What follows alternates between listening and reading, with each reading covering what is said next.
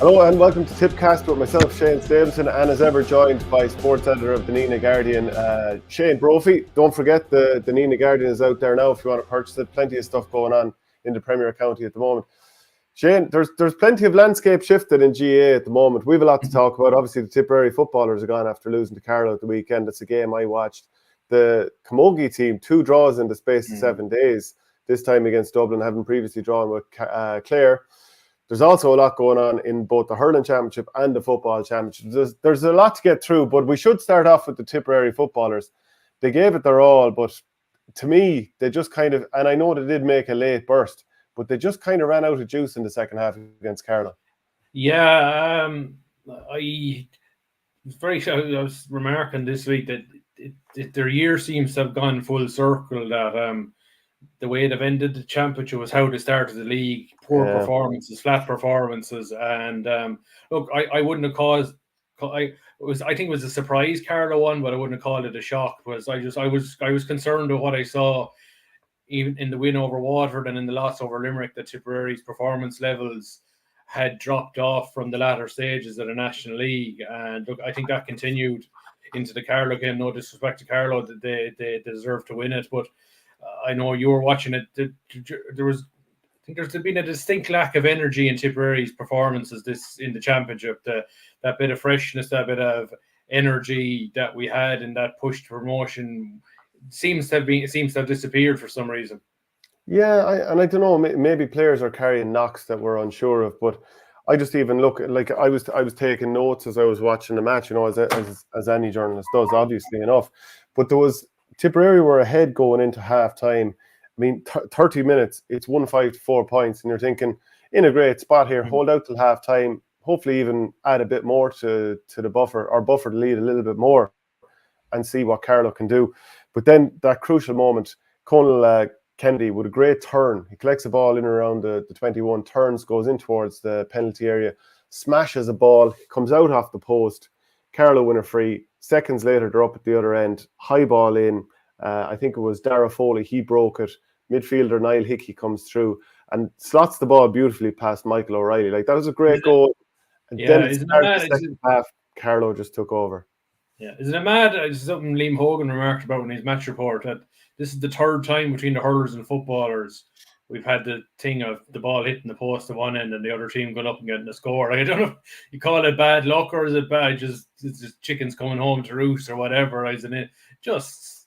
It's cruel to think that, like, if I'd have no doubt if Tip went 2-5 to 4 points up last Sunday, they probably would have held out even as poorly as they played. It was like 7 points in football, and like 112 to 110 is a low scoring match. Yeah, and you'd be thinking, if you had, if the draw worked out and Tipperary had to draw Westmeath in the same way that Carlow have done, that you'd be going out with a right chance of winning again this weekend, and the road to Croke Park opens up from there. But like, during the second half, Carlow went on a run of hitting 5 out of 6 points. Now, Sean O'Connell had got the first score of the second half, but it was just Carlow took over. Tipperary weren't really able to stem the flow. Shane O'Connell did get 1 point, but in the second half, Carlow had 16 attempts to Tipperary's 11, and like 5 of Tipperary's chances were from the 67th minute onwards, which tells you that for the vast majority of the second half, Carlow took over, had all the energy, and maybe it was a little bit of white line fever for the Barrowsiders at the end, where they maybe sat back a little bit. Now, they did get a nice score through. I think it was the midfielder Jamie Clark towards the end, a sort of a counter score. But Tipperary sort of, I don't know, do you reckon, I mean, there's been a huge panel change over the last 18 months. We know about that, so that's a huge thing for David Power to contend with. But was it a case that Tipperary just didn't have the juice and then Carlow sat back because there's the white line fever, or is it a quality issue, or what do you think it is? I think there's a bit of everything. I think there's no. I thought there was no no coincidence that Tipperary showed a bit of life towards the end when Liam McGrath came on. Like, he brings that, he's that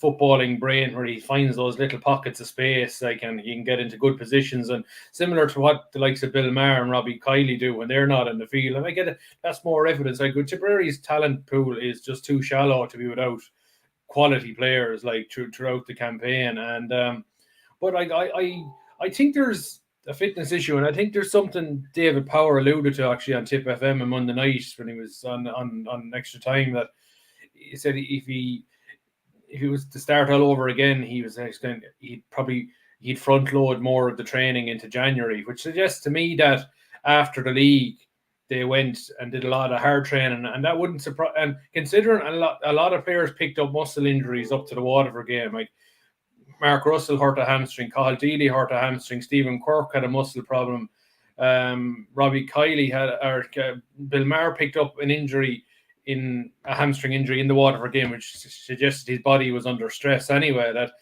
I just wondered that the Tipperary, did they overdo that maybe 3 or 4 week stretch between the end of the league and championship? Look, you have to do a certain amount of physical conditioning in that part of it. I just wondered, did Tipperary not do enough at the start of the year, and it meant they were playing catch up, and then it potentially put players at risk of injuries? And there's no doubt that the edge was gone off some of them in the championship, like that same spark and the same energy. And then even look at the captain, like Conor Sweeney, looked so far off his best in the championship. Like, he was superb in the National League. So it just leads me to believe that maybe we got our preparation wrong between the end of the league and the start of the championship, and particularly because of the amount of players that have picked up muscle injuries building up to that Waterford match. Yeah, the flip side is you could argue that the league is more important than the Talteann Cup at the moment. I think the Talteann Cup will become quite a good competition. Yeah. I'm a huge fan of the Joe McDonagh Cup, and I've watched a lot of the games, and I think Antrim Kerry this weekend, which we'll talk about a little later because Darren Gleeson, a tip man, is involved. But I think it'll become a very important competition and something that people will aspire to win. Well, you'd hope that's going to be the case anyway. But yeah, I mean, Tipperary beat Carlow by 11 points in the league, and it was like late on, I think Kevin Fahey scored 1-1. But that kind of buffered the scoreline. Carlow had been down to 14 men. And maybe in some ways there was an air of expectation that Tip would win the game. So when people say it was a shock, I think it's kind of based on a scoreline that didn't really reflect the overall pattern of that game. But like, Carlow have good players too. Owen Root really impressed me. Dara Foley, the wing back, Conor Doyle got a great point. That midfielder, Jamie Clark, and to be fair, the goal scorer, Niall Hickey too. So it's not like Tipperary have gone out and lost to a terrible team or anything. No. But the question I'd ask you on the back of all of that is, which players have impressed you that have had their bow this year? Because there are a couple. I mean, I look at Mikey O'Shea and I think he's done really well. I feel like Sean O'Connor hasn't always hit the heights. He's only 19, but you can see that there's something to him. Obviously, Mark Russell, Teddy Doyle's been a good addition from Kerry. Yeah, no, like, you can't underestimate, like, to make 12 championship debutants this summer. Like, that's a massive turnover. That's nuts. Like, it's, and like, we've lost some very, very good players, and you don't replace unless you're in Dublin or Kerry, you don't really replace very, very good players with unless you're lucky, unless you have a really good crop of underage players coming. And look, since 2015 we've struggled at minor and struggled at under 21. Okay, this year's minors and last year's under 20 showed some signs of life. So, but that'll take a good few years for those players to come through. So look, I think the most important thing out of the year was getting up to Division 3, because next year we're going to have playing a better standard of football ahead of the championship. You have 12 more players that have been blooded. Hopefully, maybe some of the guys that maybe stepped away this year might decide to come back. Like, but like, it's I suppose we all probably knew this day was going to come. Like, that period after the 2011 minors, we knew we were probably going to have a good, successful period. And like, to get to 2 All-Ireland semi-finals and win a Munster championship, like, that was, for Tipperary football, that hadn't been done in 85 to 100 years to be that far into the championship. And look, probably the time was going to come when we're going to regress, when Michael Quinn-Niven stepped away, when Colin O'Riordan went back to Aussie rules, Brian Fox retired, Philip Austin retired. But look, we have to try and focus on the positive. I suppose Michael O'Reilly has been, I think, stepped in this year and has had a good campaign and goals. He'll only develop. Shane O'Connell, I think, was the cornerback, was arguably Tipperary's player of the year. Like, he was fantastic. Like, so I suppose worrying when your cornerback is your best player, but look, he was very good.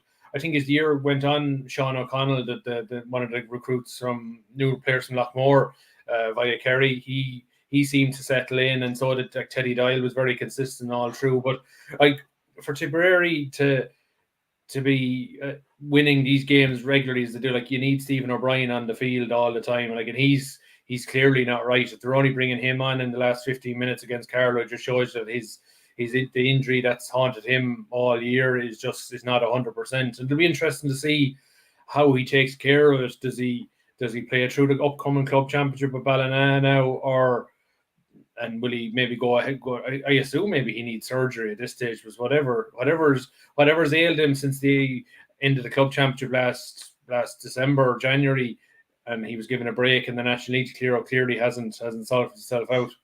Yeah, it feels like we're doing another funeral for Tipperary GAA after our coverage of the hurlers. And Porter. I don't know. I just feel we were always going to get to this point after that golden era. We were playing the Tyrones and Armaghs and Galways and championships, and Mayo wasn't being really competitive. But we're probably the stage is probably always going to come where we're going to drop back a bit. Like, so, but look, it's hopefully it's just maybe if we get refocused next year, get a good Division 3 campaign, and hopefully hit next year's championship better. And like, I'd like to think that Tipperary would be a consistent competitor in the Talteann Cup. As I would assume long term, Tipperary would probably be in the Talteann Cup more often than it will be in the All Ireland series. Yeah, that's how it's looking at the moment. Some of what David Power said after the game, training in terms of numbers has been good. I'm not going to start making excuses of missing A, B and C, but it's been a tough year. We never seem to be able to get a consistent team out. It's been very frustrating. We haven't really kicked on since the league final. I think we should have won that final, but the championship has been a poor one, and that's even including the Waterford game down in Dungarvan. And then when he's talking about, the campaign and the league, which had promotion and the highlights, and wonder, did Tip put too much into that competition? He said, I don't know, we were going week by week and we sorted out our league form after the Leitrim game, so we were preparing the team as best we could. Look, there have been a couple of key players that were missing, and they probably were the heartbeat of our team in running forward and breaking the line. The lads' form has just dipped at the wrong time. Then the other side of it is new players are after getting game time. Look, I'm not going to say that promotion was our only goal. I would like to have done well in the competition. Now this Talteann Cup, it would be great for the development of the younger players. And he goes on and talks about the structure of the competition, that he's no real issue with that. Porter said, so the footballers had fitness issues as well as the hurlers. I'm saying fitness issues is in whatever they did between the end of the league and start of the championship. It did lead to an awful lot of muscle problems for players, and I just think maybe, and that's why I was hinting about David Power said on the radio the other night, that maybe they needed to do more in the way that you build up that stamina in the winter time, so you could be ready to go in the summer. Maybe the plan was to do a bit of stamina work in April, May time to get ready for championship, and just it probably backfired on them. Like, and as say, players got injured at the wrong time, and I suppose it's like anything with strength and conditioning and fitness. It's all, I would say, you can plan everything you like, but you're always hoping the plan comes to fruition, if you know what I mean, and the players will be fit and peaking at the right time. And I do get the sense that the Tip hurlers and Tip footballers slightly got it wrong this year. And they wouldn't be the only if they did, if that is the reason. Sure, look at Limerick.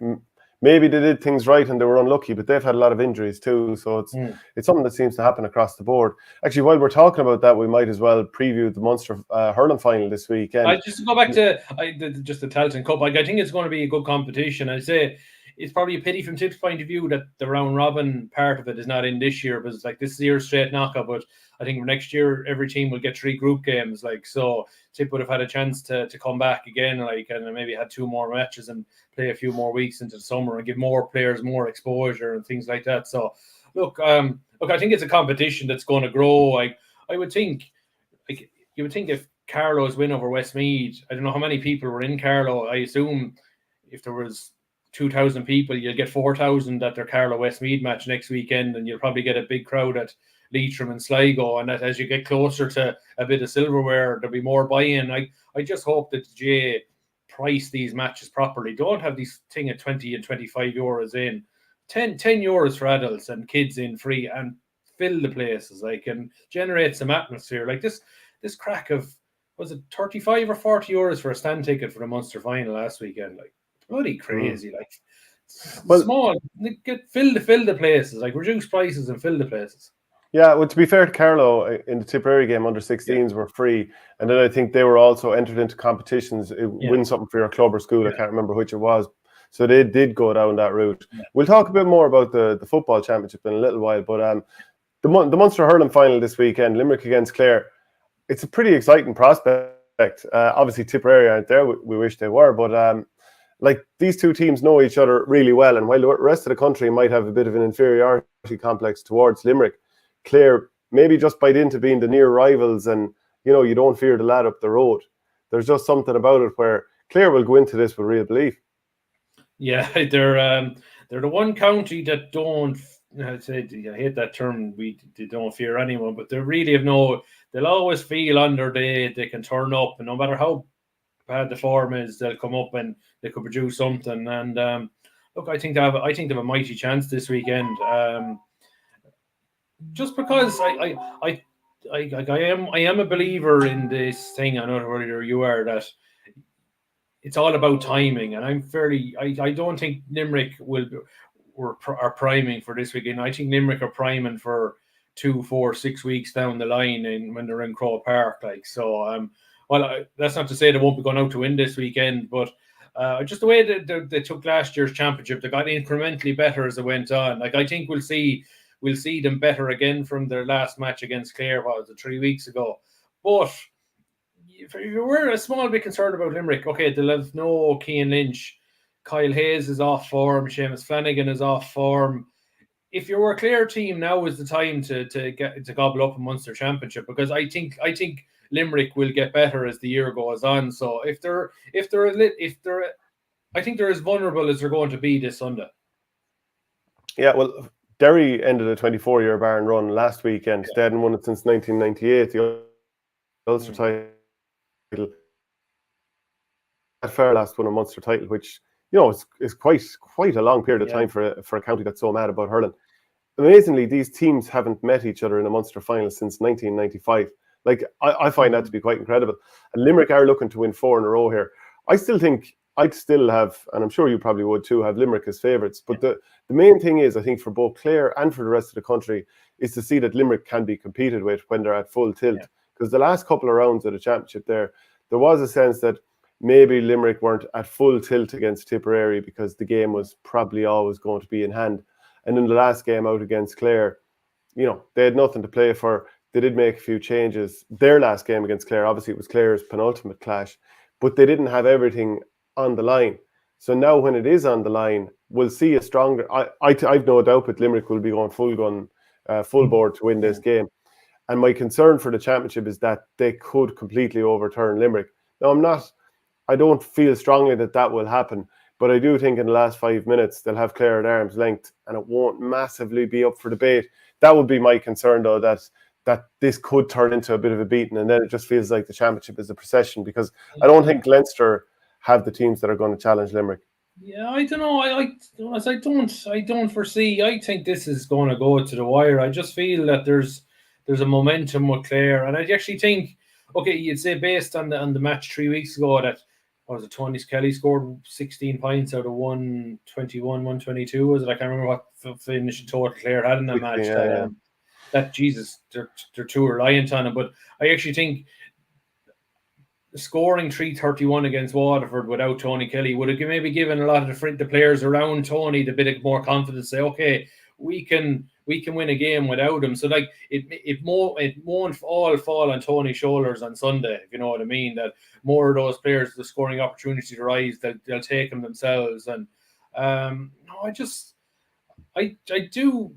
think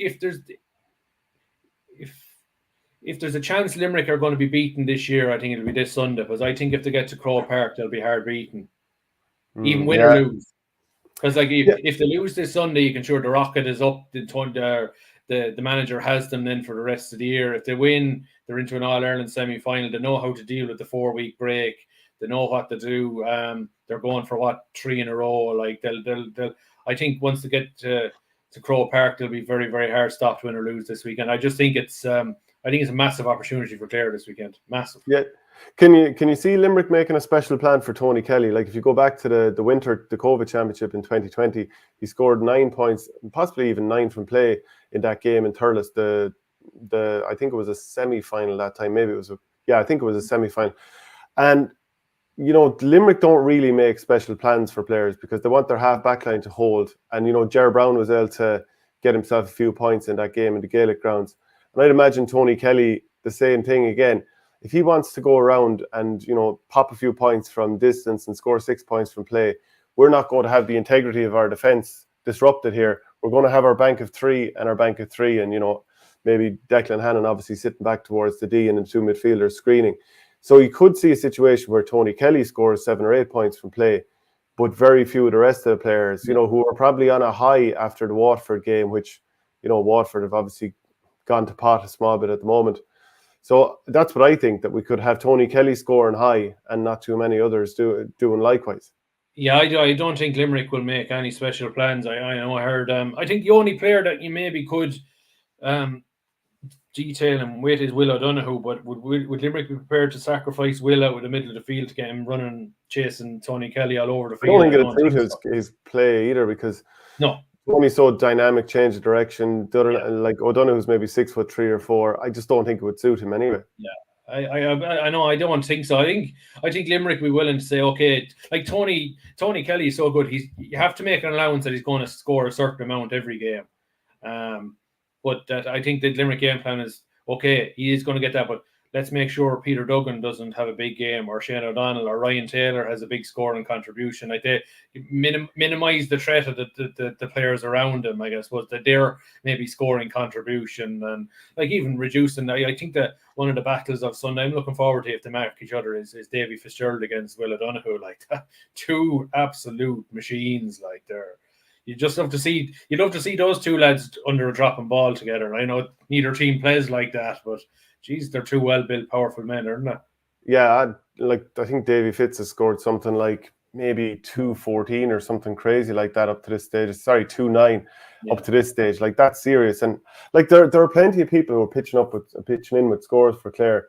Like we know with Tony Kelly, he scored 114 from play, which isn't bad going. And like you have to take into context that Seamus Kennedy did brilliantly on him that day in Thurles when Tip were all over the shop, being honest. Shane O'Donnell has 9 points. Ryan Taylor has 9 points. The other side then for Limerick, Aaron Gillan has 3-9 from play in his 3 games. Like that's 1-3 from play every day he goes out. Diarmuid Burns, he's got 24 points over the games. Now a lot of those are frees and 65s. Hegarty, Morrissey, Cahill O'Neill, they're all scoring too. And who would you see marking Aaron Gillan? See, the problem is you could see Rory Hayes going on him because of what he can do with his feet. Because, Aaron Gillan is a brilliant sidestep and movement. But in the air, then, you could imagine him having a huge advantage. But Conor Cleary might be more suited to that, but then not for the foot races. So it's a bit of a conundrum. Maybe you could go the Paul Flanagan route, very combative player. And he, for a guy who's only really established himself quite late in his 20s, he's been brilliant. But that's a huge one for Brian Lohan. If he gets it right, that could be winning and losing of the game, I suppose, we've no form, and that was Gillan set out the group game. I'd love to see Conor Cleary on it, because he's had a snarly old type corner back, and like we do know Gillan has a bit of a short fuse, and if there's one person that might maybe get him a bit hot under the collar, it probably is Cleary. Like, so I'm not sure Hayes would have the physicality to negate him. Like he would have the pace. So I just worry maybe about his lack of size. Maybe Hayes and Graham Mulcahy is probably the matchup there. Like so, but I don't know if there's something about Conor Cleary. He smacks. There's an awful whiff of Brian Lohan off him as an all-time nuggety full back, isn't there? Yeah, he's as ignorant as a pig, and I mean that in the best possible way. Yeah. Geez, you'd have him on your team, like so. Yeah. And to be honest, like people talk about him, but and the negative aspect, or getting fouled, or that he's going to get taken, but he rarely ever gives away a free or a foul. And and actually during the league when he marked Aaron Galland, didn't Aaron Galland swipe out and get did he get a red card in that game? Just off the top of my he got head. 2 yellows. Yeah, I'm not sure where. I think it was Conor Cleary. I think. Yeah. Yeah. So that would make you think that it's more than likely going to be Conor Cleary on him, and then it depends on what sort of ball goes in. And assuming that Keane, like John Kiley said that Keane Lynch isn't going to be back, and he said that, all we have said is that the timeline is he's not going to be back for the Munster Championship.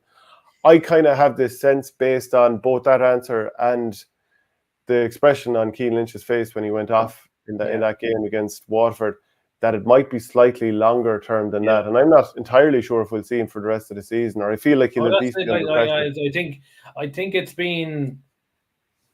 I did think it was like usually when you get an injury, an update on a hamstring, it's grade 1, grade 2. You can get a timeline indication. Like we got no timeline indication for Limerick at all. Like we got the first thing, he'll be out to the end of the Munster Championship, and I just think, is that part of the plan? That we don't know. It could be just playing him safe, that they know they're a guaranteed to be in an All-Ireland quarter final, at least, like, so that they're just buying themselves an extra few weeks. But look, you just couldn't be in this day and age. Like it could be Limerick playing it safe, that look, he's in difficulty, but we're not going to tell anybody that. We're just going to take it game by game, and hopefully we'll get away without him.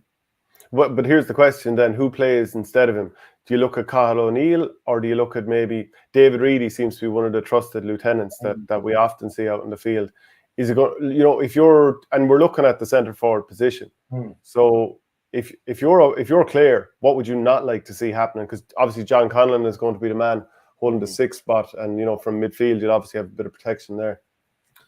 Sure, look, you have to. I don't know. Yeah, it's they do like that sort of. I don't know if you could put somebody else in midfield and Darragh Donovan centre forward. The way Lynch pivots there, and he's just very good at bringing others into the play. I'm not sure anybody else is as good as doing that. Like you would have said, Peter Casey could have done the same job if he was fit, but sure, he's out now. He's probably the one Limerick player that you like for like you can't switch up, like, and you could say bring Keane Hayes out to centre forward, like, but even his form is a concern, like, and you'd even say it yourself, if Limerick had everybody, would they be better off putting Hayes back at wing back? Because I'm not sure they're getting the same production out of left wing back from Dan Morrissey as they are out of Keane Hayes, or out of Kyle Hayes. Sorry, Keane Hayes. Sorry, I'm going to call him Kyle Hayes. Like, so, I'd say it'd be interesting to see if Limerick have everybody where Kyle Hayes would ultimately be if they had everybody fit for selection. Yeah, well, it's only 4 years ago that he won man of the match in an All-Ireland final at centre forward. Kyle Hayes, obviously, I'm talking about. When he's been playing in the inside line, it hasn't really. I mean, obviously, he's got a few scores here and there, a couple of goals. But like, he hasn't really lit it up in the full forward line. I think he needs to be a bit further out the field where his legs come into play, his ability to, come off the shoulder. So if Seamus Flanagan is fit to play, I'd imagine he'll be playing. I'd imagine Graham Mulcahy will be playing. There is talk that Peter Casey isn't too far away, but you're obviously not going to just throw him in from nowhere. So to me, Kyle Hayes would be the one to play centre forward. But yeah, that is a fair point you make about when they have everyone available. Yeah, I think Kyle Hayes goes back to wing back. Dan Morrissey has been brilliant for them over the last couple of years, but Mike Casey looks like he's back on top form now. Maybe the team hasn't been hugely tested just yet. Certainly not. Another option is, because you have Richie English in the back, do you put Barry Nash up the field where he's going to be? He is a converted half forward midfielder into a corner back. So there is an option there, but they seem. But that seems out of a left field sort of move at this stage. Even it's like you're sort of gambling that Barry would settle back into a position that he really hasn't been in for 3 or 4 years. Yeah, you want to make as few changes as possible when you're rejigging the team. If you can do it all, but with just one change, Flanagan in, Kyle Hayes out to centre forward. That's not ripping up too many lines of the field, and you keep that continuity. Keep the comments coming in. Ned Driver says here, Clare, the team who have adapted to the modern game, which is every man beating his man and delivering the slitter forward almost every time. The Waterford game isn't to be considered because Waterford have no idea how to cope with Limerick and didn't have an idea how to deal with the similar tactics of Clare. Expect Clare to grow as the championship progresses. I mean, the truth of it is the championship needs Clare to continue on this path, and that this becomes a serious rivalry for the rest of the championship. Don't forget, it's only a few years ago that Limerick pasted Clare in the championship down in the Gaelic grounds. I was down there. You'd hope that there's no... year Limerick won the All-Ireland, sure, Clare pasted Limerick in the Gaelic in Cusack Park. 11 points. And 11 points. I was down at Cusack Park at that game. I don't think that there's too many hang-ups between these two teams. No.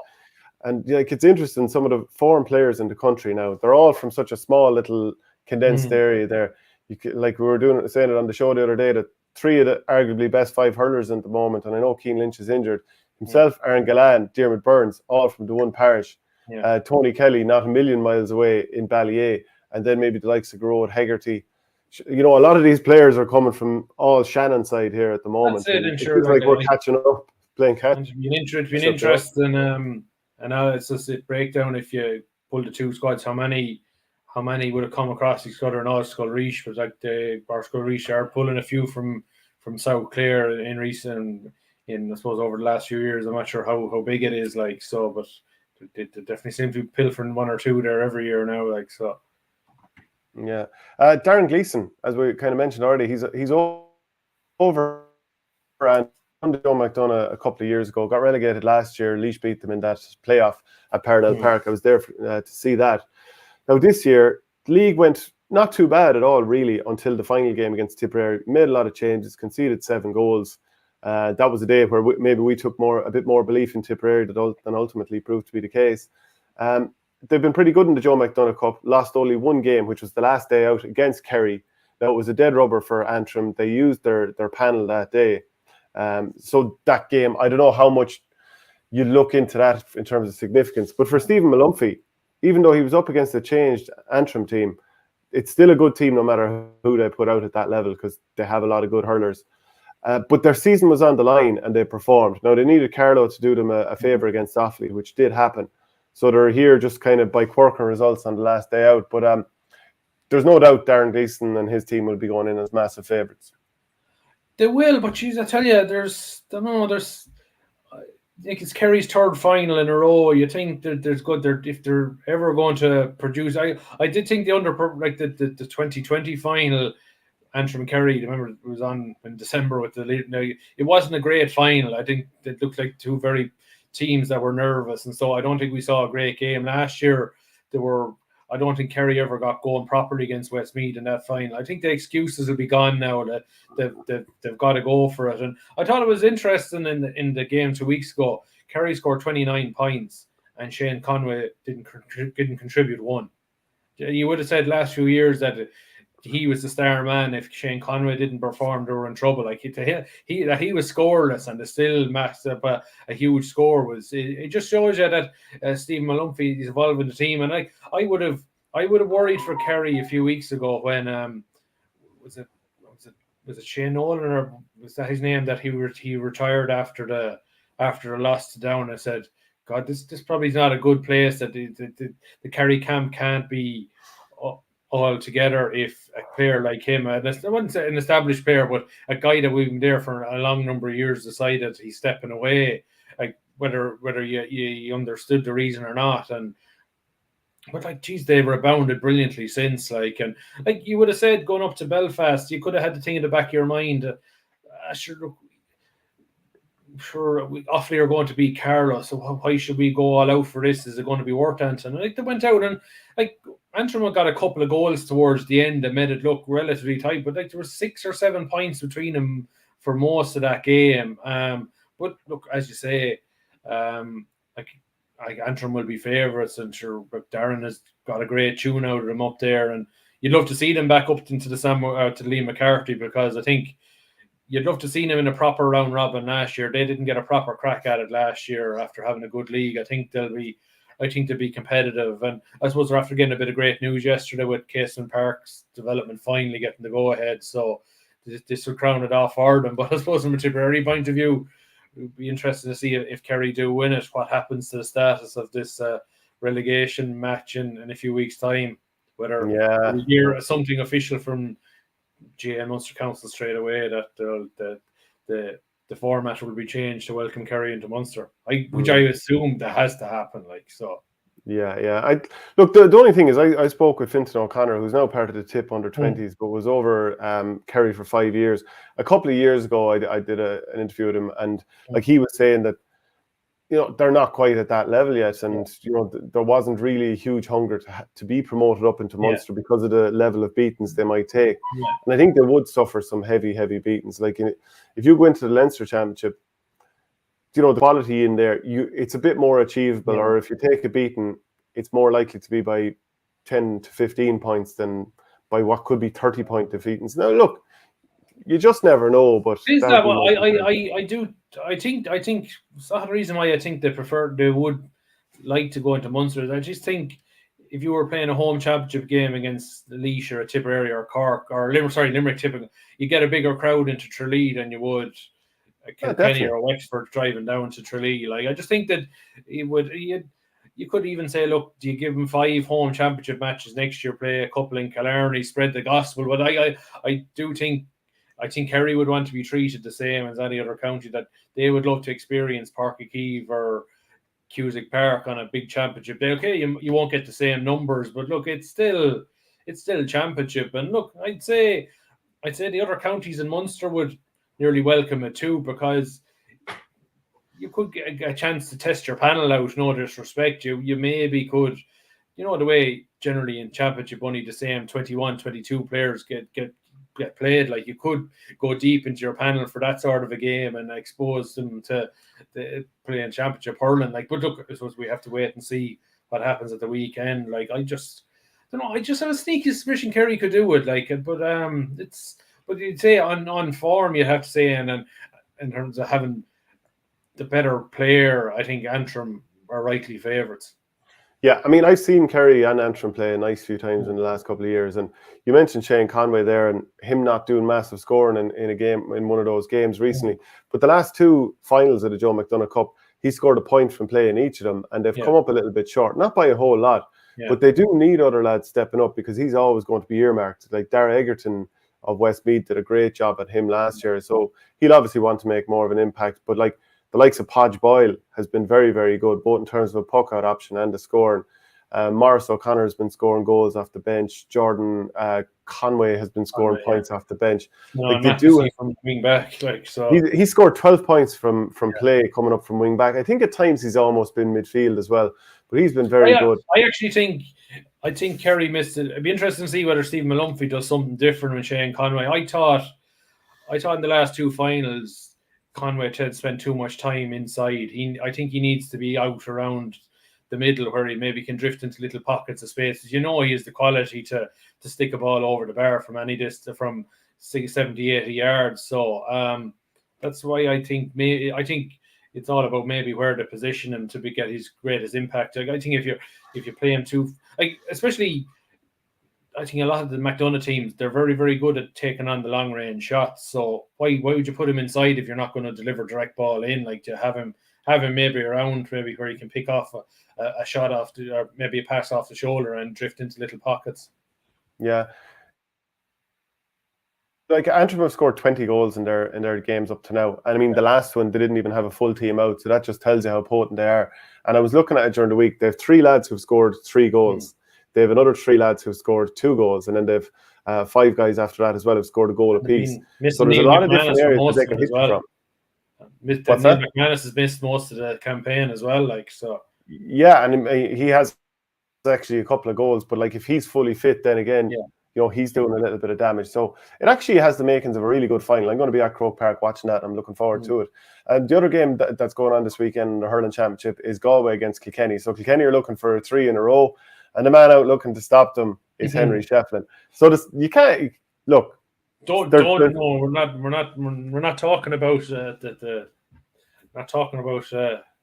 The handshake. Talk about the game. What else do you want to talk about? I mean, you can imagine both before the game and after the game, every camera in the house will be pointing at the 2 lads to see what they do. And I think, they'll be kind of, because what do you make of Henry shutting down the media? In terms of, like, he doesn't no media work ahead of the final, because he probably knows the first 10 questions at that press night will be about the handshake, and he's right. It's disappointing, and I saw an article in the Kerryman where no local media was allowed to speak to any of the Kerry players, after the win over Antrim and leading up to the game. And then there was a more official launch this week, and Eric Lean was put up to talk to the national media and all that kind of stuff. And I do think it hurts the promotion of both the competitions and the teams themselves. So I think it's disappointing. If you were a manager, you'd absolutely pull your players. You wouldn't want them to. A lot of the time, it's going to be boring stuff. It's hard to know who achieves a whole lot here. If you have a one-on-one interview with a player and you can talk to them about their career and their life and all that kind of stuff, you can get brilliant stuff. But in a situation where you have 10 different phones stuck under a player's nose and they're all asking him about the handshake and all that, you can totally understand from Henry Shefflin's point of view why he wouldn't want that being the topic of conversation for the week. But it will be interesting just to watch at the final whistle. I think it'll be done nice and cordially because they want to end that kind of topic. But do you think, are you leaning towards Galway or Kilkenny in this game? I'm leaning, I suppose, I think we're learning more. I think Galway are rightly favourites, because I think even though they beat Kilkenny by a point in Salt Hill a few weeks ago, I think they were 6 or 7 points a better team that day. I'm expecting a big reaction out of Kilkenny after the Wexford match. I think they'll be I'd say Nolan Park, I'd say for the few days after that, few training sessions, maybe after the Wexford game, I'd say it was real intense. I can't, the thing in that Kilkenny game, why was Pádraig Walsh left so late to bring him on? Because you were like Kilkenny, like you would have said to yourself, okay, if Kilkenny could afford to lose, you say, okay, don't play him. But like if Dublin had beaten Galway, and you couldn't take that guarantee that the Galway were going to do their end, and then bring in if he was injured, why bring him on at all? Like, even if you would have got word at that stage that Dublin were 7 points down and they weren't going to beat. So why were you going chasing maybe a win against Wexford then at that stage? Like, it's made his non-selection and then bringing him on so late made no sense.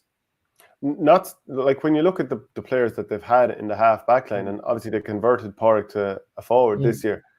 And the blind delivery from 100 yards up the field that was so disastrous against Wexford, game they still could have won. Leaving Pádraig Walsh on the bench, I mean, even if you wanted to start him in the half back line and move him up to the forward line later in the game if you wanted to, why you wouldn't start one of your better players, to me, I just couldn't get my head around it. You can't second guess Cody at the moment, because David Blanchfield was one of the best league players. He's got very little game time in the championship. Cian Kenny was flying in midfield. He's putting him in corner forward now. I thought Billy Ryan looked like he was having his best league so far.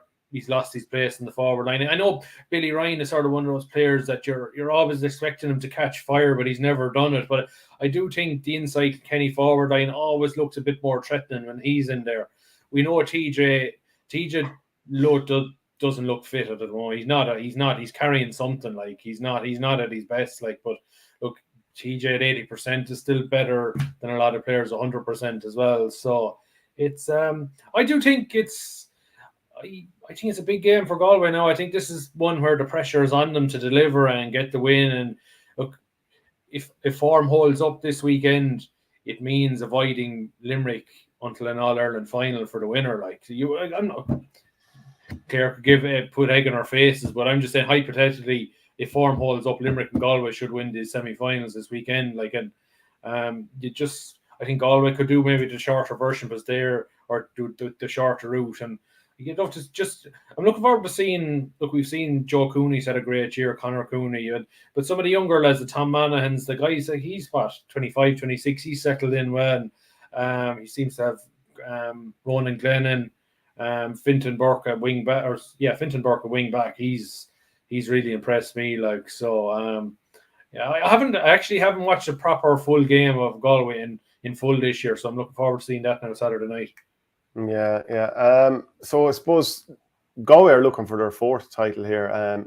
The main men that they'll have to tie down here is, Owen Cody, I suppose, is the main man. He didn't score from play the last day out, won a few frees. Obviously, the Kilkenny deliveries upfield didn't help him, because if you pop ball in front of him, get ball to his hand, he's gonna do damage. Instead, Kilkenny decided to smash the hand off Diarmuid O'Keefe by hitting so many balls up that he could just take all day to judge. It was it's prehistoric stuff. And I mean, we're obviously pulling our hair out watching Tipperary at times, and like the Kilkenny public too would feel the same. Albeit, I did talk to somebody who was at the match, and what they heard the crowd roaring a lot of the time was drive the ball up the field. So, you know, when you're hearing that from the sideline too, that's what you hear a lot of Tipperary matches too, like, so. Yeah, it can be hard to ignore from the sideline. But some of the players that have impressed me at different times for Kilkenny this year, like Adrian Mullen has at times, you know, when he's kind of playing as a midfielder who's just encouraged to go forward and pop points. Wally Walsh at times as well. Cian Kenny, when he first played on the inside line at Parnell Park against Dublin, really, really good that day. Maybe not quite as much the last day, but he did win a few frees. TJ will probably, you know, he'll be looking to do a little bit more in this game. He showed flashes, but even in the Wexford game, he just went out of it a little bit. Like you said, Conor Cooney's been good. Joseph Cooney, 215 from play. I mean, he's definitely in the form verging on all-star territory if Galway can keep this up. Cathal Mannion, Tom Monaghan, Conor Whelan scored 5 from play the last day, 110 in total. So I don't know what you think. I'm not a fan of Cathal Mannion playing in the inside line. I always think he's brilliant around that half forward line midfield, just drifting into pockets of space, and I'd say that's what he'll do this weekend. He's slow but deceptively quick, if you know what I mean. Like, I think he's fast. I think he's very fast. Maybe it's just his stride. His legs are so long, he's able to glide. He sort of glides rather than sprints, if you know what I mean. I don't know. I think Galway are taking something away from their team. Like, he was always good for 3, 4, 5 points of play around the half forward line. I don't know if they're getting the best out of him inside. Yeah. Do you know Galway have won 3 of the last 4 games against Kilkenny, and the one before that was a draw in 2018. So they'll definitely be fancying their chances in this game. Okay, well, although I'm wondering when they last beat Galway or beat Kilkenny at Croke Park, because go back to 2018, they drew at Croke Park, and then Galway won the replay down in Thurles, funnily enough. So that's actually 2012. Well, sure, 2012 Leinster final, and they did a job in Kilkenny. The All Ireland replay. Yeah, I'm sure someone will jump in if we're missing out one of the games anyway. Yeah. So that's on this weekend. The football qualifiers are on this weekend, as well as the Talteann Cup. The football qualifiers are very interesting, I have to say. Tyrone against Armagh, that's a tasty one. Mayo against Monaghan. And between those 2 games, you could see both of last year's All-Ireland finalists gone. Clare against Meath and Corker against Louth. So actually the most experienced manager in the championship is obviously enough Mickey Hart in his 20th season unbroken as an inter-county manager against John Cleary in his first, having taken over from Keith Ricken due to health reasons. So I think there are some interesting games in there. Yeah, I think in terms of matchups, you couldn't have got probably 4 pretty even contests. Like, you could have had, I know somebody suggested maybe do we see teams in future maybe avoid Tyrone and Armagh playing each other, but I don't know. Like, I think, Jesus, like, if you had Tyrone playing Cork and Armagh playing Louth, you'd probably think foregone conclusions and stuff like that. So I think it's that you're probably going to get at least 2 teams through that are probably going to lose. Maybe, I suppose, depending on the draw or not, they could get to an All-Ireland quarter final. Like, because it says you have Limerick, if there's a wounded Limerick waiting there, and you never know what way Kildare would be. But I just think, I don't know. I think Louth will be Cork. I don't know. Cork are just rudderless. I think Mickey Hart's going to relevant. I wouldn't be surprised if Louth beat Cork. I think Clare will probably beat Meath at home. Mayo, Monaghan. Mayo's record in home is terrible. So and they've got a huge injury list. Absolutely colossal injury list. I was going through it the other day, and I couldn't get over it. I just read out. There are 2 teams you couldn't trust. So stay off the fence. Stay away from the bookies if you want to. Stay away from this match if you want to make. And Armagh, Tyrone, I thought Tyrone were lifeless against Derry. I know Derry went on and won the Ulster title, and you say, okay, but geez, I know there's something. But Armagh were pasted by Donegal. Yeah, I don't know. Armagh at home, I don't know. Sneaky suspicion for Armagh.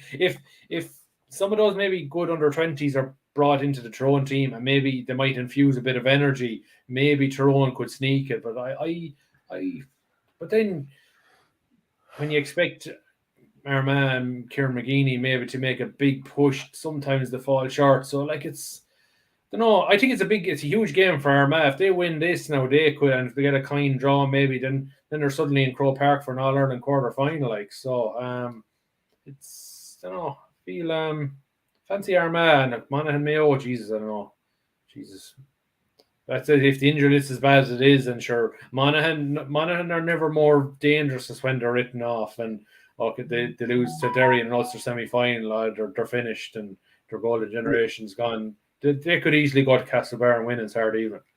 I'm hearing so much pessimism from both counties and questioning of their managers. And, like I was listening to a podcast the other day, and there was, Mayo people and Monaghan people talking in it. And they were both agreeing that their own managers weren't exactly the most tactically astute. And, then you hear that, like, if you go through some of the players for Mayo that are either a doubt or are out, it's, it's ridiculous. Ryan O'Donoghue, Michael Plunkett, Oisin Mullen, Jordan Flynn, Tommy Conroy, Brendan Harrison, Rob Henley, Brian Walsh. That's an awful lot of players there. On the Monaghan side, will Conor McManus and Darren Hughes, I think both of them are 35. Is this kind of last chance saloon for them? Actually interested, I suppose, from it, if you do want to make a tenuous kind of Tipperary link to it, Liam Sheedy is involved with them. So I think there's definitely pressure on to win there, because you have these big name backroom teams that also includes Stoney Buckley, who was previously involved with Mayo. You kind of do have to deliver too, don't you? Yeah, you do, especially Monaghan. Like Penty's put a serious crew there together, and look, I suppose their defeat to Derry is not looking as poor as it did. Well, I wouldn't say poor. Like I fancied Derry from the start of the Ulster Championship. I thought they have some very, very good scoring forwards, and they have a very astute manager, Rory Gallagher, he's very, very good at changing game plans. I know there was an awful lot of criticism with the quality of that Ulster final, but go back to the Monaghan game. That was a very, very easy on the eye game of football to watch in the semi-final. So I just think that's because of how naive Monaghan were. I mean, Monaghan didn't sit back. Maybe so, but they scored 3-12 or 3-13. Like, they played some good football. Like, I just think maybe like an Ulster final, maybe both Donegal and Derry went back into their shell a bit and played a bit too conservative, and we got the game we did. I don't know. I don't think Ulster. I just think it wasn't a good game to watch. But look, sometimes you do get those games where two teams just play the same cautious tactics and they end up cancelling each other out. But I do think that the better team won in the day. Yeah. In the Talteann Cup this weekend, Offaly against New York, Fermanagh Cavan, Leitrim against Sligo, and Carlow against Westmeath. So that competition will keep going there. We should talk about the Tipperary Camogie team. 2 weeks in a row, Bill Mullaney's Charges have drawn. First time out against Clare, a team they're very familiar with at this stage, and this time out against Dublin. So, going to need a win pretty soon to make sure that this season continues. Yeah, they're under pressure now. Like, and two draws, but two low scoring draws, like 10 points apiece. Like, they not only are they struggling to score at one end, I guess what's defensively 10 points, you're doing something right, but definitely they're struggling to break down opponents. I know Dublin played a sweeper flat at the game last weekend, but look, Tipperary were down to 15 players after 45 minutes. Roisin Howard, or 14 players sent off. 14 players. Roisin Howard was sent off, and they fell 9 points to 6 down. You said, and you would say to yourself, a team that maybe is lacking in confidence and belief would fall away from there. No, they dug back in and they fought back and they got the draw, like, which was, I suppose, in that situation was a good result. But I suppose you think a draw is not a bad result in other circumstances, but I think people realize in Camogie you get 3 points for a win. So if you're drawing matches, you're dropping 2 points. So Tipperary have dropped 4 points in the championship so far, and they still have to go to Cork in the last round. So I tip are under pressure to get into the top 3 into the All Ireland series, and they've really got to beat Waterford this Sunday in round 3. Like, if they lose that, they not only have to beat Wexford, which they probably would be fancying their chances, but then they've got to try and beat Cork, where they've struggled to do in recent years. And there's just something that they're just not quite firing this year. I don't know what it is. I know they've had Karen Kennedy is a huge loss out of centre back, because she's still recovering from injury. They don't have Arlo Dwyer this year. Like, she was a tonic in the half forward line the last few years, brilliant at breaking the lines and doing an awful lot of the maybe drawing taking off in solo runs and passing the ball off to people off the shoulder. Like, I know a few fringe players have gone on J1 this summer. So, like, I don't think the depth in strength is there compared to other years. But you have to say, look, they could easily have 2 wins under their belt. They don't. They have where they are. They're under pressure.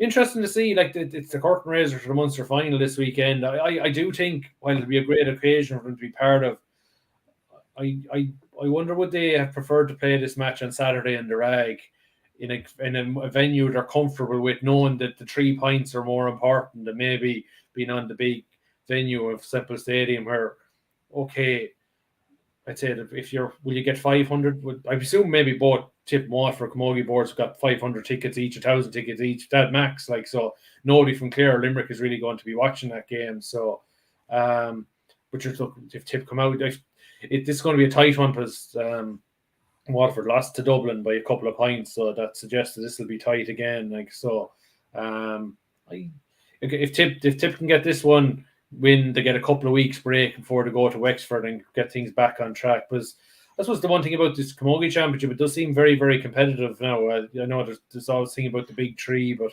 Dublin, Limerick, even Clare, where Waterford seems to be coming. Like, it seems to be a bit of an evening out of the standard below the big 3. Yeah, I think if you didn't play it as a precursor to the Munster final, you'd have people cribbing that, give Camogie the stage that it deserves to blossom and so on. So I think you'd have people complaining no matter what. And I think ultimately it'll be a good thing for the players, even if it doesn't necessarily I suppose I know why they put it in there. I suppose this match is technically Tipperary's home game. Okay, I say home is Thurles, but they play most of their matches in the Rag, like so. And maybe if Tipperary were involved in the Munster senior final, you say that's the definite home advantage. Was it will Waterford be as intimidated by coming up to? I think it'll be as fresh for Waterford as it will be for Tipperary. I would assume. Like, okay, Tip played a Munster semi final there a few weeks ago against Clare in Semple Stadium. They would have played a game or two there last year, but it's not a venue the players are overly familiar with compared to, you say, the home comforts of the Rag. Like, which, look, if they're as entitled to play in Semple Stadium as anyone, but you just, especially when it comes down to a game that you have to win this weekend, would you prefer your home venue with the Rag or in Semple Stadium? Well, I mean, that's the way of balancing up. All right. Anything else you want to touch on before we finish up? I don't know. It's just this. I don't know whether it's a national media thing or what. It's the split season debate that's cropping up. Is there a certain vendetta? I wouldn't say vendetta, but is there definitely a coordination going on between maybe some of the national papers, the national media, over split seasons at work, and it's all rushed. It's blah de blah, and like it's like we're not even halfway through it yet. Like things are going to settle down over the next few years. I do accept the All Irelands. I think they'll go back into August. Maybe I think if your cut-off point was you had your 2 All Ireland finals on the first 2 weekends of August, and that's your only 2 matches in August, fine. But I don't know. It feels a bit suspicious that it feels a bit coordinated, all this, rather than a certain amount of the same voices coming out saying it's all rushed. Like, and yeah, well, we know in Ireland that groupthink is a massive thing, so maybe that's going on too. But I wish the conversation was more about why aren't we chopping down the length of the league here and using more of the 6 months where we're focusing on intercounty for championship. So just get rid of the league or absorb it as part of the championship, and just like pre-season is 1 month only, and the rest of the 5 months we'll spend playing competitions where everyone is like, well, this matters. Whereas at the moment you spend half the time saying, look, sure, we're playing league here. League is league. League doesn't matter. Why? What other sport in the world spends half of their calendar playing something that doesn't matter? To me, that's what the coordinated conversation should be. So you say, like Tipperary are gone now, and from here on out, a lot of people in Tipperary, club players, are delighted because they know what their calendar is for the rest of the year. Players across the country now get to play during the summer. I mean, it's hard beating going out for training, knowing you have a match coming up in the next few weeks, and the sun is splitting the stones, and everyone's kind of geared up for it. I don't think too many players, I thought Tommy Doyle's comments last week were very interesting. That he was said, again, in fairness, like, the inter-county season shouldn't be any longer than 6 months. Like, and they should be able to step away after that and go back to their clubs for 3 or 4 months, and then maybe have a couple of months off. Like, and like it's this thing of going back to September, like, and geez, like archaic nonsense. Like, and like I don't mind if you moved into August recently, and there was no problem with that. I didn't notice any difference. Like, I actually thought it was better. I hated this thing of all September All Irelands, and you were rushing home because you had school the next day. Whereas in August, when they were in August, kids were off school the following day. There was no rush to go home. There was no rush to get into school, like, and stuff like that. So that's why I think an August finish was great. I do think the initial plan was to finish the Club All Irelands in the calendar year. It does seem now that the All Ireland semis and finals will go into January, which means you can probably play your provincial finals up to just before Christmas, which means you don't have to finish your county championships as early, which maybe buys the GA more time to maybe finish the All Irelands in the first 2 weekends in August rather than late July, if you know what I mean. Yeah, as far as I'm concerned, it's probably going to be a done deal, because the amount of people that are saying it in the media at the moment, I do think that's going to move the needle, and I think it'll ultimately end up happening. If it means that the club has to sort of go into January a little bit, I mean, those games are probably going to be played at Croke Park and so on. So, they're going to get the good pitches. Like, my experience of playing over the winter, January probably wasn't even the worst month. It was more February and March. Generally, the Club All Ireland, Ballyhale and Borrisoleigh. Jesus, a beautiful, beautiful January day. Like, and I do think that if you had St. Bridget's Day as your Club All Ireland final, hurling and football, whatever weekend around that you play your junior and intermediate finals. Like, I tell you, I know the thing of why can't everyone enjoy their Christmas? I know if Laura were involved in an All Ireland club semi-final at any grade in January, do you think I'd be willing to sacrifice one Christmas to think that you'd be that far into an All Ireland championship? And I know, like, okay, some clubs are very good at getting to it regularly, but it's not the same clubs every year that will be getting to an All Ireland semi-final and final in club, like.